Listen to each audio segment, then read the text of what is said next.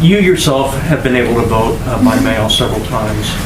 Do you think anyone with health concerns, who has health concerns about going to the polls, should have that same convenience, that right? So what I would note again is the distinction between absentee voting and having a reason and mass mail-out voting where ballots are sent in a widespread fashion to people who are dead but on voting rolls, and those ballots end up in trash cans. That's a state-by-state consideration. I'll leave it to states to determine what is a valid reason. But there are, if you're an elderly person who's unable to get to health considerations for a lot of their residents. And if they want to pursue that track, is there anything wrong with that?